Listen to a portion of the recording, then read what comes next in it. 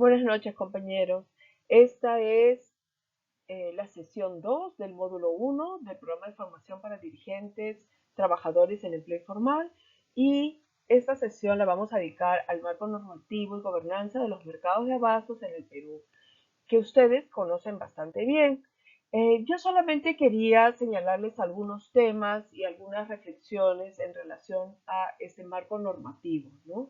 Quería comentar precisamente de que creo que a partir, venía de un poquito antes, pero creo que a partir de la crisis por la pandemia del COVID-19, se ratifica, se reconoce con mayor importancia lo esencial que son los mercados de abastos para una serie de temas, no solamente para la alimentación, ¿no? Sino que también para la seguridad alimentaria, la relación entre la agricultura y el cambio climático, ¿no? Y en los últimos meses hemos visto que hay todo un tema relacionado con la seguridad, la inseguridad ciudadana y cómo los mercados nuevamente están como en el corazón, pues, de la vida social en nuestra ciudad, ¿no? Por los mercados pasa todo, podríamos decir, ¿no? Eh, el marco institucional de los mercados está conformado, como ustedes bien saben, por normas y políticas públicas, ¿no? Que están orientadas y tienen como objetivo promover los mercados de abasto, pero también regularlos, ¿no? Por ejemplo, hay normas que dicen claramente cómo se debe construir un mercado, cómo debe funcionar, ¿no? Eh, Hay otras normas que lo que tratan es de garantizar que los alimentos que se vendan sean de la mejor calidad y sanitariamente sean aptos para el consumo, y así favorecer la seguridad alimentaria, dar el empleo, pensar en la inclusión social, en fin, ¿no? En este marco, este conjunto de normas y políticas articula esfuerzos entre distintos niveles de gobierno, ¿no? Y para eso tenemos que recordar que el Estado peruano es unitario y descentralizado. Es decir, tenemos gobierno central, pero también tenemos gobiernos regionales y gobiernos locales, provinciales y distritales, ¿no? Y en la unidad, en la medida en que el Estado es unitario, es desde el gobierno central de arriba, ¿no? Donde se definen políticas nacionales y normas generales que deben cumplirse para abajo, es decir, en las regiones, en las provincias y en los distritos. Y son las municipalidades provinciales o distritales las que tienen que ejercer esa gestión. Son finalmente como los administradores, las administradoras de los mercados en su jurisdicción, siempre haciendo cumplir, alineándose a estas políticas que vienen desde arriba, ¿no? Y eso es algo que vamos a ver eh, en las principales bases legales, ¿no? Vamos a ver eso en un ratito, pero lo que yo quería resaltarles es que ante todo, además de ser comerciantes, de tener un negocio, de ser los mercados un lugar de comercialización, ustedes también son trabajadores, ¿no? Son trabajadoras. Y creo que eso es algo que la NAM ha tenido claro desde sus inicios, ¿no? Y como trabajadores hay un marco legal que protege sus derechos al trabajo, ¿no?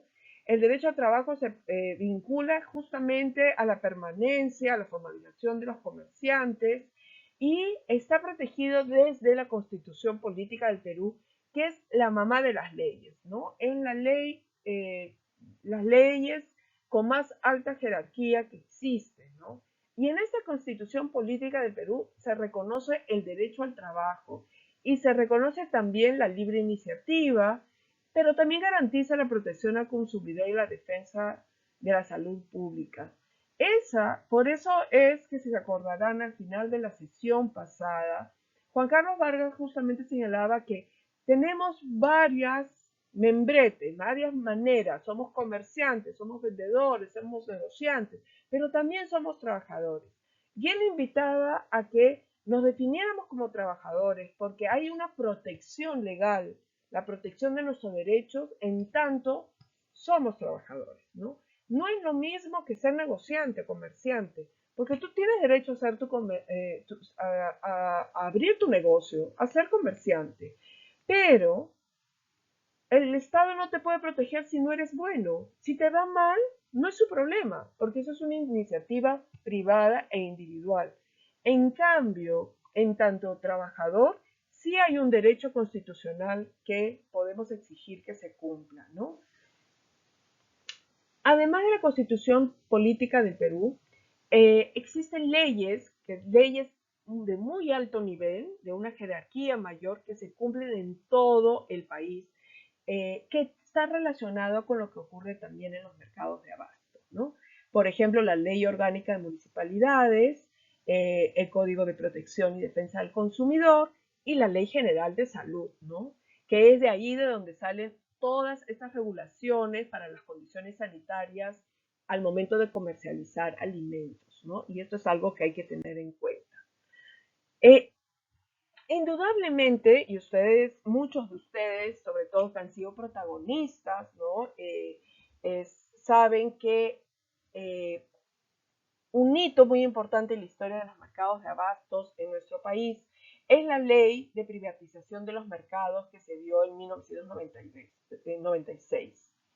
A partir de esta ley, se disuelve el Sistema Nacional de Abastecimiento de Alimentos que se había creado en la década de los 70, ¿no? Con esta ley, en ese momento, a finales de los 90, de 500 mercados de propiedad municipal se vendieron aproximadamente 300, ¿no? Y los trabajadores de mercados, que en ese momento se les conocía como que eran conductores de puestos, se organizaron ya para defender, dejaron de organizarse para defender sus derechos frente al gobierno local para ser ahora los administradores, los dueños de sus puestos y muchas veces conformar juntas de propietarios para la administración de sus mercados, ¿no? Las cosas han cambiado muchísimo a partir de esta ley de privatización de mercados.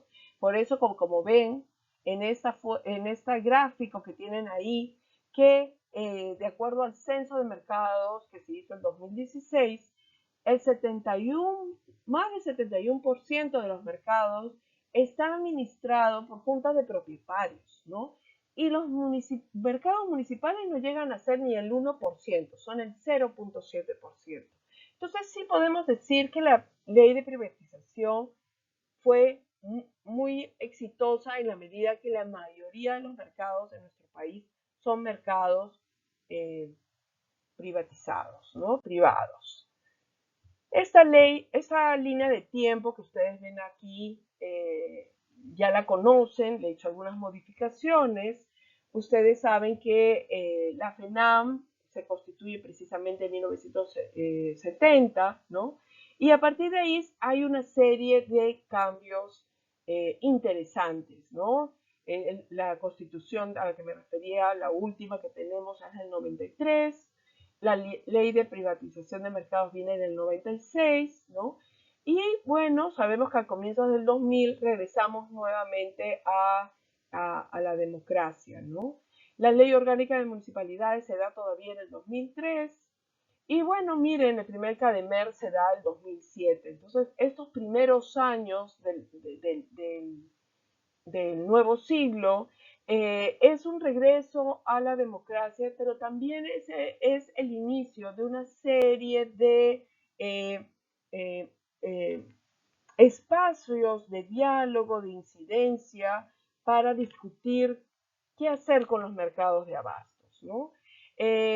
Aquí vamos a encontrar en estos primeros años, por ejemplo, es que produce también en estos intentos de alinear las leyes internas del Poder Ejecutivo, de los sectores, está encargado del comercio interno y es un momento en que también pues queda muy claro que se tiene que encargar también de los mercados de abastos, ¿no? No podemos dejar de mencionar a la Municipalidad Metropolitana de Lima, que entre el 2011, 2014 participó conjuntamente con la FENAM y otros en una mesa de trabajo, ¿no? Para justamente mejorar los mercados, ¿no? Se elaboró, por ejemplo, esta guía para la competitividad de mercados, se hizo los concursos de mercados, y posteriormente vamos a encontrar que va a haber toda este protagonismo de Produce con los lineamientos generales para ya desarrollar una política nacional para los mercados de abastos, ¿no? Es un momento en que se da el Censo Nacional de Mercados y comienzan a haber una serie de leyes para justamente trabajar en la modernización y mejorar la gestión de los mercados hasta llegar al 2021, donde se produce esa mesa, se participa desde la FENAM también, en esta mesa ejecutiva de trabajo, y se produce esta hoja de ruta, la número 1, ¿no? Entonces vemos que han habido varios espacios que podríamos llamar interseccionales. Entonces encontramos que en este conjunto de leyes, de normas que articulan políticas y normas para el desarrollo de los mercados de abastos, vamos a encontrar dos tipos interesantes. Que hay un enfoque que yo le he llamado aquí multinivel, ¿no es cierto? Que viene de arriba abajo. El gobierno central que da las normas, las políticas, ahí está Produce, está el MINSA, ¿no? Y que esas políticas llegan a los gobiernos regionales, llegan a municipalidades y se tienen que cumplir, ¿no? Pero también ha habido otros espacios que son muy interesantes, que han tenido también sus grandes aportes, de esos enfoques multisectoriales que han producido mesas de diálogo, herramientas útiles como las hojas de ruta, donde a partir de mesas ejecutivas, sea a partir de la participación de gremios, de federaciones, se han articulado diferentes sectores, ya no de arriba abajo, sino también mirando a los costados, ¿no es cierto?, para coordinar acciones para mejorar y proponer maneras diferentes de modernizar y mejorar los mercados de abasto. Y creo que estos dos como niveles, dos maneras diferentes de trabajar, nos dan un mapa complejo, ¿no es cierto? Complejo de cómo se hacen las cosas relacionadas a las políticas que llegan y que están relacionadas con los mercados de abasto. Son muchos los sectores que están relacionados con los mercados, ¿no? Está el Ministerio de Salud, está Produce, está el Ministerio de Vivienda, está el Ministerio de Economía y Finanzas, el Ministerio de Agricultura, están institutos como el INDECOPI, por ejemplo, ¿no? Porque sí, pues tiene que vigilarse y controlarse la inocuidad de los alimentos, se tiene que seguir los reglamentos sanitarios, ¿no es cierto? Se tiene que promover también el comercio interno y cumplir la política nacional para la competitividad de los mercados de abastos, pero también se tiene que regular el cumplimiento del Reglamento Nacional de Edificaciones, ¿no? Y los estudios que se necesitan hacer para que se cumplan ciertos requisitos de sostenibilidad financiera, designación de puestos mediante subastas, en fin, todo lo que está relacionado con los proyectos de inversión para la construcción de mercados de abasto a nivel municipal, ¿no? Como lo hace el MES, en fin, ¿no? Hay una serie de ministerios, son muchos los ministerios que intervienen, están relacionados con los mercados. Y por eso es el trabajo este multisectorial, ¿no? Es tan interesante, ¿no? Porque además ha llevado al diálogo, ¿no? Es ahí donde ha participado en muchos momentos y ha tenido un protagonismo muy importante la FENAM, ¿no es cierto?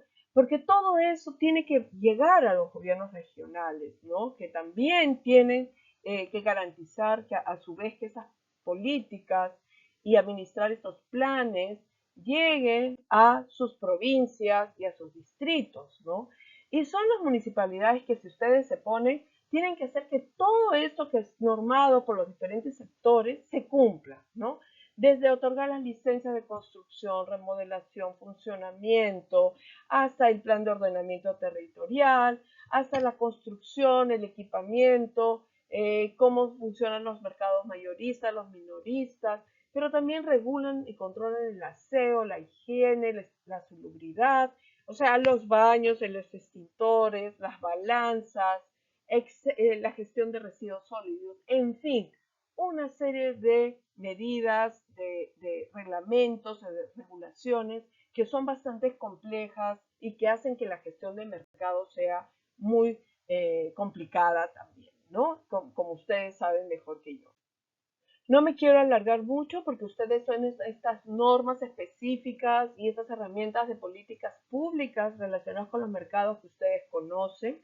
Lo que les puedo señalar es que en la documentación que les vamos a hacer llegar van a tener también los enlaces para que conozcan mejor estos documentos, pero creo que en este momento es importante decir que de estas políticas que vienen de arriba y que llegan abajo, existen, las más importantes son las que ustedes están viendo ahí, ¿no? Los lineamientos generales de política nacional de 2016, la hoja de ruta de la modernización de abastos del 2001, la nueva norma técnica sanitaria para mercados del 2023, el ITSE, ¿no es cierto?, que está válido, que es del 2018, las normas para residuos sólidos y economía circular, y bueno, las diferentes ordenanzas municipales, provinciales y distritales. A nivel de la provincia de Lima, la que está vigente es la 2467, ¿no? Y hay una serie de herramientas de política pública que nosotros incluso hemos revisado, como las hojas de ruta, y hemos hecho también una alusión al trabajo de las mesas ejecutivas, ¿no? Que han sido muy importantes, ¿no? Ustedes saben que estos lineamientos generales de política nacional han estado muy presentes para la elaboración de, por ejemplo, la hoja de ruta, ¿no? Los objetivos específicos han sido casi los mismos, ¿no? Mejorar la calidad del servicio en los mercados, fortalecer la gobernanza, optimizar la gestión para su sostenibilidad, elevar la calidad, el nivel de la infraestructura y su equipamiento, y que los mercados se encuentren integrados a las cadenas de valor nacionales, ¿no? Muchos de estos son muy parecidos y fueron retomados, por ejemplo, en la hoja de ruta para la modernización de los mercados de abasto. Yo les estoy dejando aquí y van a tener en su material este resumen del cual revisamos con anterioridad, ¿no? Y que nos ayudó además a pensar en por qué las críticas del FENAM a esa propuesta de nueva hoja de ruta, que era más ambiciosa, ¿no es cierto? Pero veíamos que había muchos temas planteados por la hoja de ruta del 2021 que no se habían llegado a alcanzar, que no se habían cumplido y que no eran del todo retomados en esa nueva propuesta, ¿no? Entonces, era un poco también pensar, mejor no es por ahora cumplir una y para pensar en dar este salto en esta nueva ruta. Antes de terminar, y ya para terminar también, yo quisiera solamente resaltar, compañeras, compañeros, que hay vacíos y retos normativos en todo este conjunto de políticas y normas, ¿no? A pesar de que se habla mucho de la modernización de los mercados, de mejorar su competitividad, no se habla del trabajador, de la trabajadora, ¿no? Ninguna de estas normas tiene como un objetivo central mejorar las condiciones laborales ni garantizar la protección social o los derechos laborales de los comerciantes de mercados, ¿no? Nadie está hablando de seguro social, nadie está hablando de seguro médico, nadie está hablando de qué va a pasar cuando las personas necesiten o lleguen a tener una edad de jubilación, ¿no? Ese es un tema importante que tenemos que resaltar. Hay una falta de articulación y seguimiento, ¿no? Estas normas que vienen desde el gobierno central y que tienen que llegar al gobierno distrital, muchas veces hace que no haya una coordinación estrecha, ¿no? Entonces, no hay una continuidad en las políticas, no hay una continuidad que permita la evaluación, como vimos que había ocurrido con la hoja de ruta del 2021, por ejemplo, ¿no? Muchos procesos, muchas normativas no son dialogadas, ¿no? Y eso es algo que, por ejemplo, ocurre y se ve a diario con lo que ocurre con los procedimientos del ITSE, ¿no? Que hay muchas exigencias técnicas que se quieren que se vean implementadas, pero al mismo tiempo no hay procesos flexibles, propuestas para que se piense en un proceso para mejorar las condiciones en un corto, mediano plazo, de acuerdo a las capacidades y a las condiciones de cada uno de los mercados, ¿no? Entonces el ITSE termina siendo muy opresor, ¿no? Se busca sancionar, no se busca mejorar y desarrollar el mercado, ¿no? Eh, Otro tema que también significa un reto para la normativa es la profesionalización y gestión, ¿no? Ustedes creo que como FENAM han encontrado que esto era un problema y han, han afrontado este problema y han hecho una propuesta con sus cursos de formación, ¿no? Porque han visto que había una baja formación técnica de los dirigentes, los administradores, y que se necesitaba una capacitación sostenida en el tiempo, ¿no? Esto ya, pues, la complejidad de la gestión de los mercados hace que esto sea un tema urgente, ¿no? De solucionar. Y bueno, en toda esta normativa, los criterios estratégicos de pensar en la sostenibilidad a mediano y largo plazo, en un contexto, por ejemplo, de cambio climático, en un contexto de inseguridad alimentaria, aunque no están lo suficientemente fuertes como para que sean tratados el hoy para prevenir el mañana, ¿no? Creo que ni siquiera el contexto, lo que significó la pandemia del COVID-19 ha hecho de que se esté presente una mirada estratégica a problemas que nos vamos a encontrar de frente y bien cerca y van a estar muy presentes en los mercados de abastos por lo importantes que son, ¿no? Y ustedes saben mejor que yo que hasta el día de hoy, a pesar de los supermercados y a pesar de tantas cosas, los mercados siguen siendo el principal lugar donde las personas en esta ciudad y en el país compran sus alimentos, ¿no? Entonces no podemos hablar de seguridad alimentaria, de cambio climático, si es que no hablamos también de los mercados, ¿no? Todo llega a los mercados. Entonces, esos son vacíos y también son retos normativos que tenemos que pensar y considerar. En la documentación que les vamos a hacer llegar, van a encontrar los enlaces a las fuentes que yo he utilizado para elaborar este material, para que les sirva también a ustedes como en forma de consulta. Y espero que hasta este momento ustedes puedan responder a estas preguntas, ¿no? Una es, ¿quiénes hacen las normas para los mercados de abasto? ¿Es solo la municipalidad o también es el gobierno central? Otra pregunta es, ¿por qué es importante que existan reglas claras para el funcionamiento de los mercados? ¿Qué ocurre cuando estas reglas no están claras? ¿No? Y bueno,